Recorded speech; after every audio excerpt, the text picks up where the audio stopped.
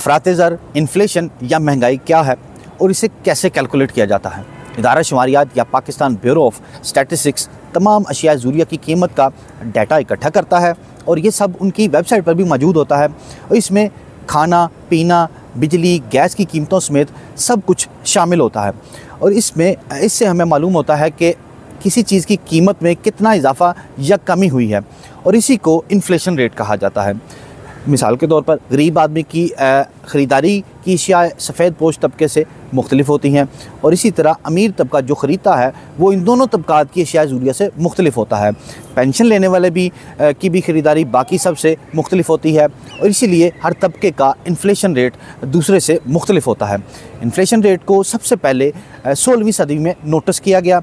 साल 1492 में कोलंबस जब अमेरिका गया तो उसे अंदाज़ा हुआ कि ये वो ऐसे बर-ए-आज़म पर आ गया जिसका पूरी दुनिया को बिल्कुल भी इल्म नहीं।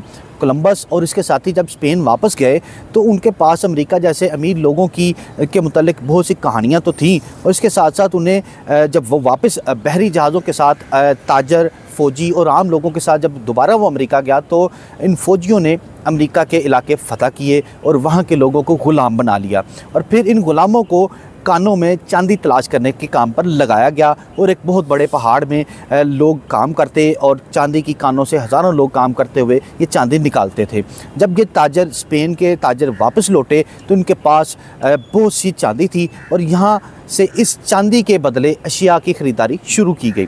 चांदी के सिक्के वजूद में आए और फिर जैसे जैसे मार्केट में चांदी बढ़ती गई इसी तरह चांदी की कदर भी जो है वो कम होती गई। हर आदमी के पास चांदी वाफर होती गई। लोगों को रोज़मर्रा की अशिया के लिए ज़्यादा से ज़्यादा चांदी देना पड़ती थी। यूँ अशिया की कीमत बढ़ती गई और सिक्कों की कदर कम होती गई। यूँ स्पेन की मईशत भी ख़राब होती गई। अशिया और सर्विसेज की कदर व कीमत बढ़ती गई इसके मुकाबले में। इसलिए जब कोई मुल्क अपनी अशिया और सर्विसेज से ज़्यादा नोट छाप लेता है तो कहा जाता है कि ये इन्फ्लेशन या अफराते ज़र बढ़ गया है। इसीलिए जैसे नोट छपते जाएंगे चीज़ें महंगी होती जाएंगी। अफराते ज़र या नोट ज़्यादा छापने से नुकसान होता है और इसी नुक्ते को समझने के लिए मैं एक मिसाल आपके सामने रखता हूँ कि आज हुकूमत नोट छाप कर हर शहरी के अकाउंट में 1-1 करोड़ रुपया डाल दे तो सब करोड़पति हो जाएंगे। इसी तरह, जी हाँ, मैं भी करोड़पति हो जाऊंगा। इसी तरह हर शहरी का चाहेगा कि वो मार्केट से 50 लाख रुपए की 0 मीटर गाड़ी ख़रीद ले, लेकिन जब मुल्क की आधी आबादी यानी 12 करोड़ लोग जो हैं वो एक 50 लाख की गाड़ी ख़रीदने के लिए कंपनी के पास पहुंचेगी तो कंपनी के पास तो सिर्फ 1 लाख गाड़ियां होंगी और लोगों की ज़रूरत और कुव्वत ख़रीद जो है वो देखकर कंपनी इस गाड़ी की कीमत को बढ़ा देगी। और इसी तरह कंपनी जब ताकि डिमांड और सप्लाई का तवाज़ुन जो है वो बरकरार रहे, जिसे उर्दू में ये भी कहा जाता है तलब और रसद, इसकी जो तवाज़ुन है उसको बरकरार रखा जाए। तो नोट छापने का कोई फ़ायदा नहीं होता। हमेशा मईशत के लिए अशिया और सर्विसेज को बढ़ाया जाता है और हमेशा ही इसके लिए एक्सपोर्ट को बढ़ाने पर तवज्जो दी जाती है।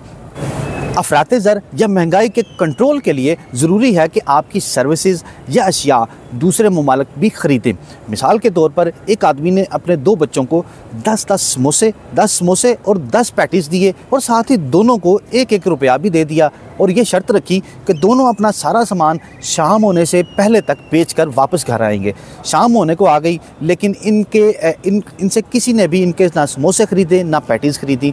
तो इन दोनों बच्चों ने क्या किया, उन्होंने सोचा कि हम दोनों आपस में ट्रेड कर लेते हैं और उसके समोसे एक बच्चे ने दूसरे ने उससे पैसे देकर समोसे ख़रीद लिए और दूसरे ने पैसे देकर उससे पैटीज़ ख़रीद ली। और उसके बाद हुआ क्या कि शाम होने के बाद उनके पास वही समोसे भी मौजूद थे, पैटीज़ भी मौजूद थी और रुपए भी मौजूद थे। यानी दोनों ने सामान एक दूसरे का शफल कर लिया, लेकिन इसका फ़ायदा कोई भी ना हुआ, क्योंकि जब सामान इनको फ़ायदा तब होता जब ये सामान इनका फ़ायदा जो लोग जो है दूसरे लोग इनसे ख़रीदते और उनको रकम की सूरत में उनको पैसे जो हैं वो मिलते। अगर आपको इस इन्फ्लेशन से मुतल्लिक ये मालूमात अच्छी लगी हों तो लाइक और सब्सक्राइब करें ताकि आपको इकॉनमी से मुतल्लिक मज़ीद वीडियोज़ में अपडेट मिलती रहे।